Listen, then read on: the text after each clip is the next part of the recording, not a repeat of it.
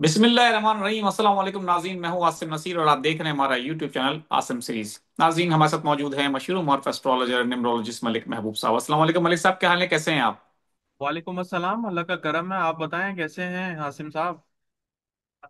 मैं बिल्कुल ठीक हूँ मलिक साहब। और इतवार के रोज हमने देखा कि सूबाई असम्बली के और कौमी असम्बली के ज़िमनी इलेक्शन हुए पंजाब में, और केपी के अंदर भी हमने देखा बड़ा मुकाबले हुए। पंजाब की अगर बात करें हम, 5 कौमी और 7 सूबाई असम्बलियों के जिमनी इलेक्शन हुए। ये ज्यादातर इलेक्शन वही हैं जो तहरीक इंसाफ के और कुछ लोगों को डीसीट किया गया, जैसे कि उमर अयूब को केपी में उनकी सीट जो है 19, उस पर उनको डीसीट किया गया। हमाद अजहर साहब के वालिद साहब थे, मियां अजहर साहब, उनकी इंतकाल के बाद उनकी सीट खाली हुई थी, NA 129 गालबन।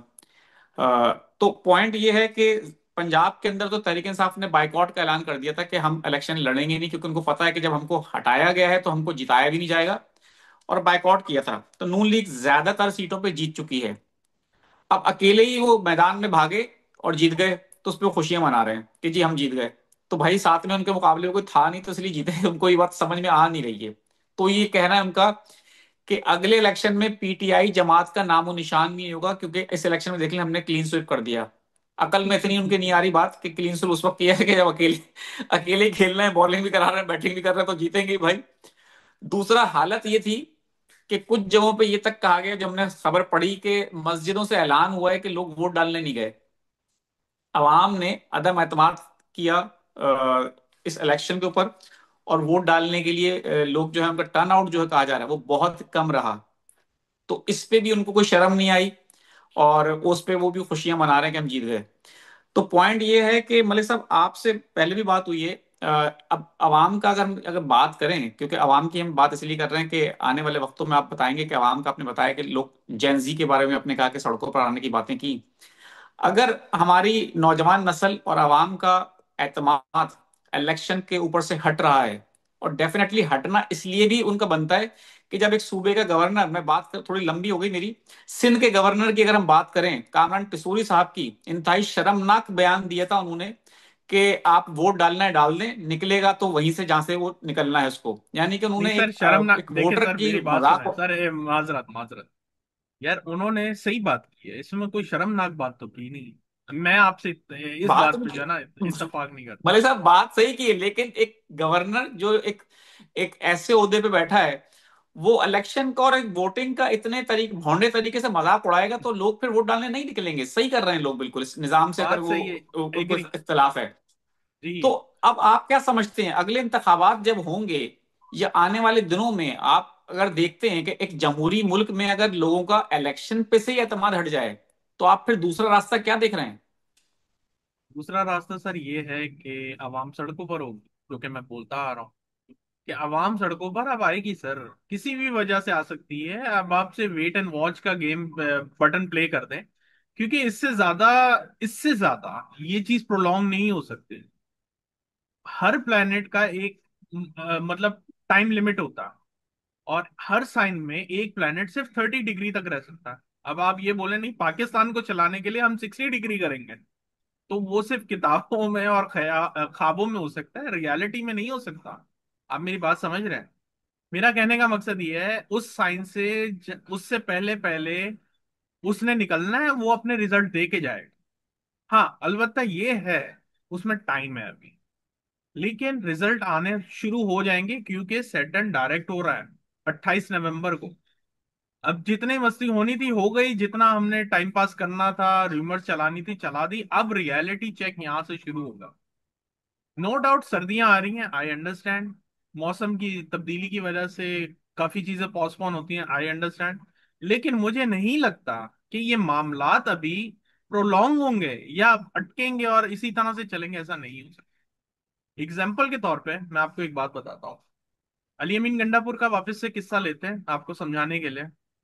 उनके लिए मैंने मई में प्रिडिक्शन की थी कि मुझे नहीं लगता कि वो इस टाइम को सरवाइव कर पाएंगे, लेकिन समहाउ उन्होंने 3-4 महीने बिल्कुल। एक्सटेंड करके चला लिया। लेकिन मैं समझा यही रहा हूं कि ज्यादा से ज्यादा सितारों में एक एक नॉर्मल सी एक्सटेंडेबल कैपेसिटी होती है। जिस तरह वो अगर आप बाइक चला रहे होते हैं उसमें एक रिजर्व का ऑप्शन होता है, पेट्रोल जब खत्म हो जाता है। तो बिल्कुल ये पेट्रोल। रिजर्व गियर पे है। बिल्कुल। इसी तरह ये रिजर्व गियर पे है हुकूमत सर। अगर ये जीत रही है, जीतने दें इनको, खुशियां मनाने दें, कोई बात नहीं, उनका हक है। आने वाले दिन उनको पता है कैसे हैं, उनको पता है आने वाले दिन कैसे हैं।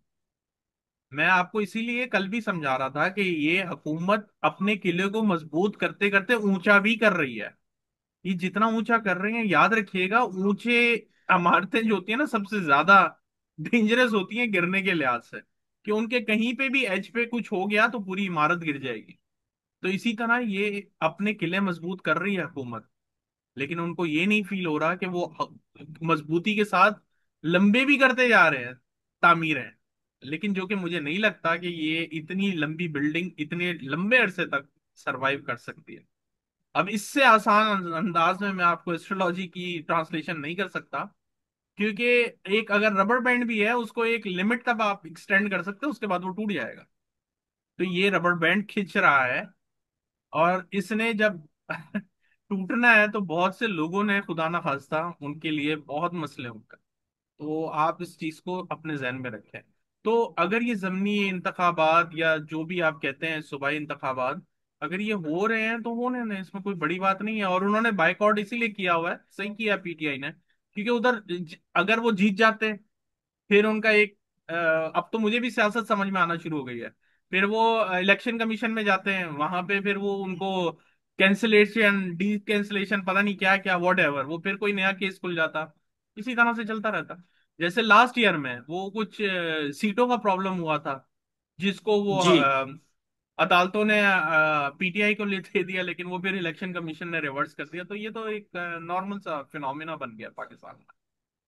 कहने का मकसद ये है मलिक साहब, कि आने वाले। जी। नहीं, मुझे खुशी इस बात की कि आपको भी सियासत की काफी नोहा हो गई है।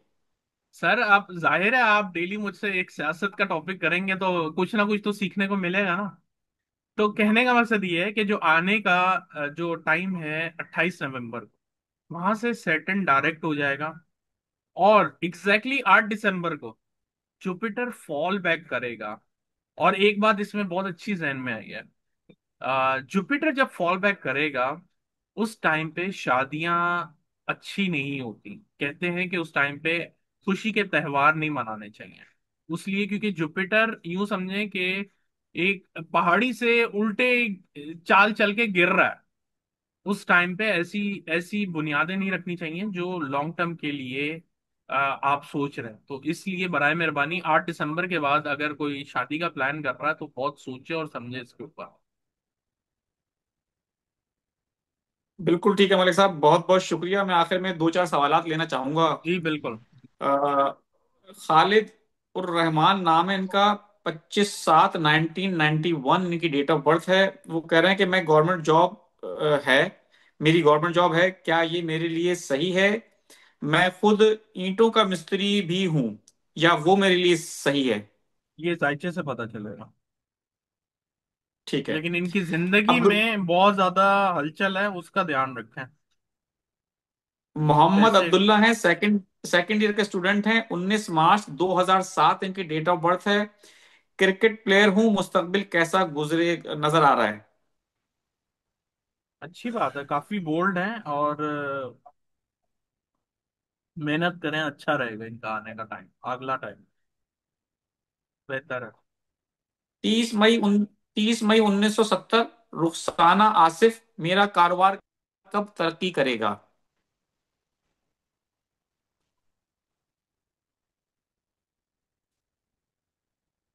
अगले साल उम्मीद रखें, लेकिन इतना कंटिन्यूअसली मुझे ऐसा लगता है कि 4-5 साल के बाद बेहतरी आएगी।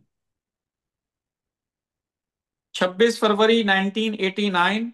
सवाल उनका ये है कि वो यूरोप जाने के लिए 2026 में हायर स्टडी के लिए अप्लाई करें।